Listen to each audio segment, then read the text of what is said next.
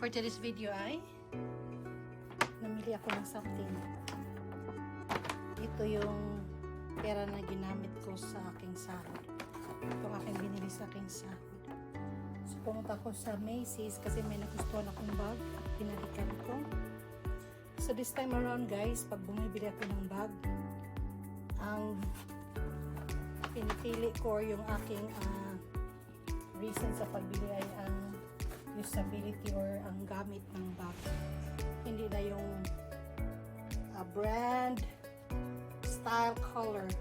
Pag gusto ko ang kanyang style kasi ang kanyang gamit ay very functional. Ayun pala, functionality ng bag. So ito na. Ayan. I like the color too.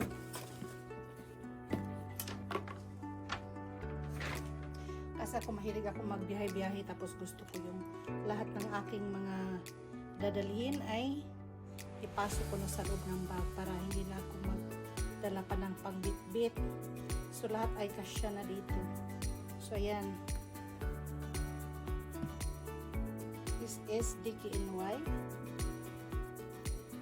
Maraming mamahaling bag pero ang kanyang functionality is yung hindi pasok. So ngayon iba na ang style ko sa pagbili ng bag. Ang gamit, paano mo siya magagamit ng gusto or magamit ng maayos. Ayan, ganun ang kanyang style. Tapos malambot ang kanyang cloth. Ang kanyang cloth, ang kanyang leather. Ayan, yun ang gusto ko. Tanggalin natin. Ito naman ay affordable, hindi siya masyadong mahal.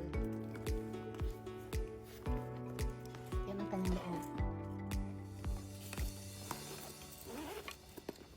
Dati yung mga binibili nating bag, mga Coach, Michael Kors, mayroon na rin akong maraming mga luxury bags. Kailan yung functionality niya ay iba.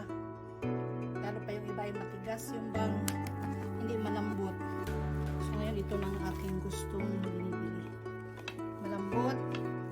Tapos ang functionality niya ay gamit. Kung magagamit ko talaga siya, so kung paano siya gustong gamitin. Ayan, meron siyang pocket sa likod. Meron siyang pocket sa harapan. Tapos may pocket siya sa loob na dalawa. May zipper para sa pera. Yung mga importanteng mga documents, passport. Maganda to siya pag pangbiyahe na po. Tapos, the sling is adjustable. Guys, pwede nyo i-adjust. Tapos, ang kayang color ay nude at neutral. Nude or neutral. So, ito. Pakita ko sa inyo kung paano siya i-adjust. Pwede nyo siyang i-adjust. Depende sa gusto nyo guys.